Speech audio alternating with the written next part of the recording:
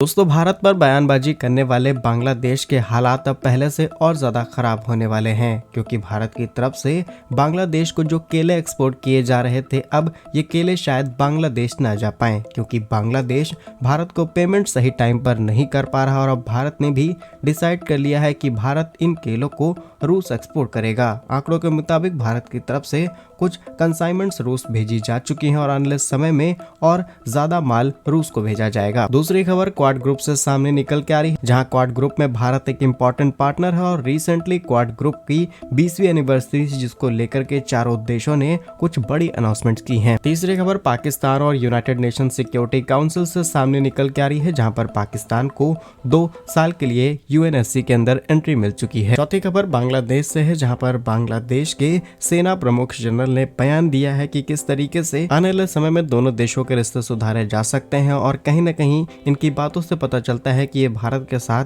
रिश्ते सुधारने की कोशिश जरूर करेंगे। और लास्ट अपडेट भारत के एक्सपोर्ट से सामने निकल के आ रही है। जैसा कि आप जानते होंगे कि भारत दुनिया का काफी बड़ा चावल एक्सपोर्टर कंट्री, और अब भारत की तरफ से इंडोनेशिया को करीब 10 लाख टन चावल एक्सपोर्ट किया जाएगा। तो आज के इस वीडियो में सारे इंपॉर्टेंट अपडेट डिटेल्स में आपको बताते हैं। यदि आपको हमारी ये न्यूज सीरीज पसंद आ रही है तो आज के इस वीडियो को लाइक और चैनल को सब्सक्राइब जरूर कीजिएगा। सबसे पहले केला एक्सपोर्ट की बात की जाए तो भारत की तरफ से बांग्लादेश को भी केले एक्सपोर्ट किए जाते हैं।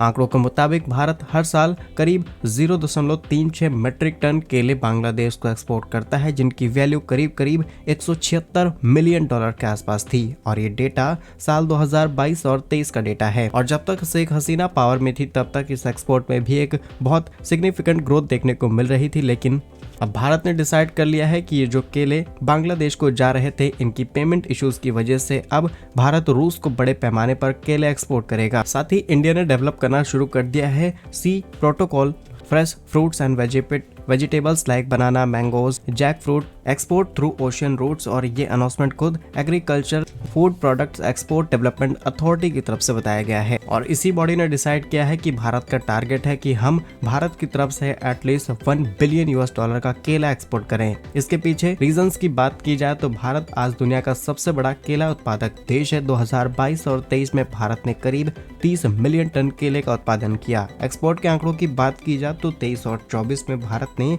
करीब $300 मिलियन के केले एक्सपोर्ट किए, जबकि 22 और 23 में करीब $176 मिलियन का यह आंकड़ा था। यानी कि एक ही साल में $120 मिलियन ज्यादा के केले हमने एक्सपोर्ट करना शुरू कर दी हैं। और अब नए कंट्रीज को हमने टारगेट करना शुरू कर दिया है। रिपोर्ट्स के मुताबिक रूस एक काफी बड़ा कंज्यूमर मार्केट है और यूरोप से उनकी सप्लाई काफी हद तक कर चुकी है। ऐसे में रूस के अंदर ऑलरेडी फ्रेश फ्रूट्स की डिमांड लगातार बढ़ती चली जा रही है और भारत इसमें इंपॉर्टेंट रोल प्ले कर सकता है। रिपोर्ट्स के मुताबिक कुछ कंसाइनमेंट्स 1 से 2 महीनों के भीतर भेजे जा सकते हैं। इसके अलावा नीदरलैंड और कई देशों के अंदर ऑलरेडी समुद्री रूट का इस्तेमाल करते हुए भारत इन चीजों को एक्सपोर्ट करता है। अब समुद्री रूट को इम्पोर्टेंट हम इसलिए बना रहे हैं क्योंकि अगर एयरक्राफ्ट से चीजों का एक्सपोर्ट किया जाएगा तो डेफिनेटली उनकी कॉस्ट काफी ज्यादा बढ़ जाएगी, और वहीं समुद्र के रूट के माध्यम से चीजें भेजने में समय लगता है, और अगर ऐसे में वो खराब होगी तो डेफिनेटली इससे लॉस उठाना पड़ेगा। लेकिन हम नए मेथड्स को तलाश रहे हैं ताकि इनको इजिली सेफ तरीके से दूसरे देशों में पहुंचाया जा सके, और भारत इस चीज में काफी हद तक सफल हुआ है, क्योंकि $176 मिलियन से $300 मिलियन तक के आंकड़े को हमने सिर्फ 1 साल में अचीव किया। और ऐसा भी नहीं है कि भारत ने कसम खा रखी है कि बांग्लादेश को फूड एक्सपोर्ट नहीं किए जाएंगे, बस बांग्लादेश टाइमली पेमेंट करता रहे तो शायद भारत इस चीज के बारे में सोचेगा। ऑलरेडी कई $बिलियन का कर्ज भारत को वापस करना है बांग्लादेश की तरफ से, लेकिन बांग्लादेश भारत पर उल्टी सीधी टिप्पणियां जरूर कर देगा, लेकिन पेमेंट को लेकर के कोई भी खास बयान नहीं दिया जा रहा। Next important update quad countries से सामने निकल के आ रही है, जिसका इंपॉर्टेंट मेंबर भारत भी है, और इस ग्रुप में भारत, अमेरिका, ऑस्ट्रेलिया, जापान शामिल हैं। जहां 31 दिसंबर 2024 को फाइनली 20वीं एनिवर्सरी सेलिब्रेट की जाती है क्वाड ग्रुप की, और इसको लेकर के सभी देशों ने एक इम्पोर्टेंट डिसीजन लिया है। डिसीजन में एक ज्वाइंट बयान दिया गया है जिसमें कहा गया है कि हिंद प्रशांत क्षेत्र के अंदर स्वतंत्रता स्थिरता को बढ़ावा दिया जाएगा, और इसके लिए चारों देश किसी भी कीमत पर एक साथ होकर के काम करें। कॉन्फ्लिक्ट चाहे किसी भी लेवल का शुरू हो जाए, एक साथ मिलकर के लिए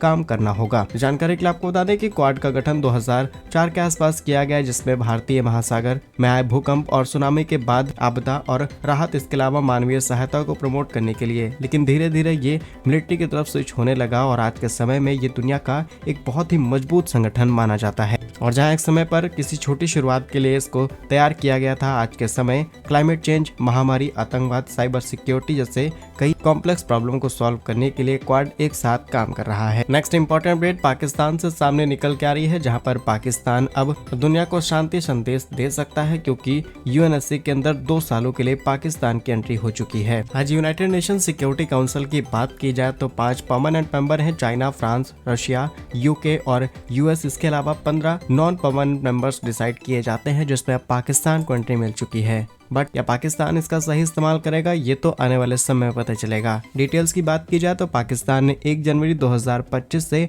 संयुक्त राष्ट्र सुरक्षा परिषद में गैर स्थायी सदस्य के रूप में अपने 2 साल का कार्यकाल शुरू किया है, जहां पाकिस्तान 2025 और 26 के कार्यकाल के लिए सुरक्षा परिषद की 15 सदस्य टेबल पर अपनी जगह बना चुका है। ये 8वीं बार है जब पाकिस्तान को इसका मेंबर बनाया गया है। 2024 में पाकिस्तान को भारी बहुमतों के साथ इस पद के लिए चुना जाता है, जहां संयुक्त राष्ट्र के 193 देशों में से 182 वोट पाकिस्तान को मिलते हैं। लेकिन ये आने वाले टाइम पे भारत के लिए एक बड़ी चिंता बन सकती है, क्योंकि पाकिस्तान कश्मीर के मुद्दे को अंतर्राष्ट्रीय स्तर पर उछालने की कोशिश जरूर करेगा। बाकी इस खबर पर आप क्या सोचते हैं, कमेंट्स में जरूर बताइएगा। नेक्स्ट इंपॉर्टेंट अपडेट बांग्लादेश से सामने निकल के आ रही है, जहाँ पर साल 2024 बांग्लादेश के लिए काफी ज्यादा चैलेंजिंग रहा है। साल 2024 में बांग्लादेश के अंदर बड़ी राजनीतिक उथल पुथल देखने को मिली। शेख हसीना सरकार गिर गई, शेख हसीना भारत आती हैं और अब अंतरिम सरकार मोहम्मद यूनुस के हाथ में है। लेकिन ये सरकार कितने दिन चलेगी, इस बात की कोई गारंटी नहीं है। इसीलिए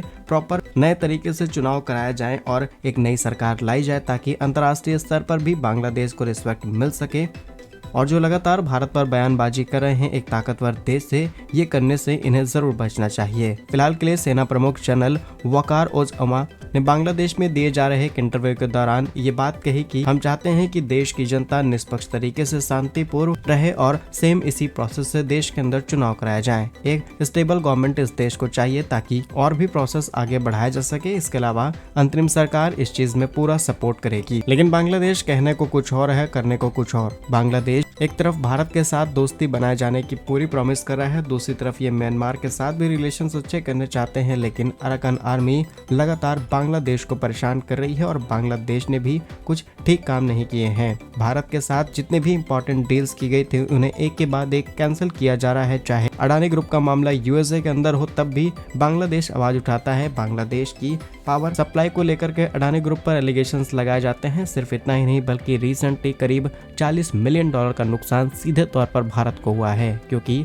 भारत की बहुत सारी टेलीकॉम कंपनीज इंटरनेट बांग्लादेश को एक्सपोर्ट करती थी और बांग्लादेश ने इस डील को ही कैंसिल कर दिया है। और अब बांग्लादेश का कहना है कि वो सबमरीन केबल्स का इस्तेमाल करते हुए इंडोनेशिया और कई अलग अलग देशों से इंटरनेट इंपोर्ट कराएंगे। लेकिन बांग्लादेश के इस फैसले का विरोध खुद बांग्लादेश की कंपनीज और बांग्लादेश के लोगों ने करना शुरू कर दिया, क्योंकि इसकी वजह से इंटरनेट सही तरीके से ऑपरेट नहीं हो पाएगा। और अगर ऐसे में कोई सबमरीन केबल डैमेज हो जाती है तो डेफिनेटली जो इनका पूरा इंटरनेट बेस्ड इंफ्रास्ट्रक्चर है बांग्लादेश के अंदर, ये एक दिन में ठप पड़ जाएगा। बाकी क्या कुछ सोचते हैं आप इनके बयानबाजी पर, कमेंट्स में जरूर बताइए। भारत के ऐसे ही वीडियोस पाने के लिए वीडियो को लाइक, चैनल को सब्सक्राइब जरूर कीजिए। वंदे मातरम, भारत माता की जय।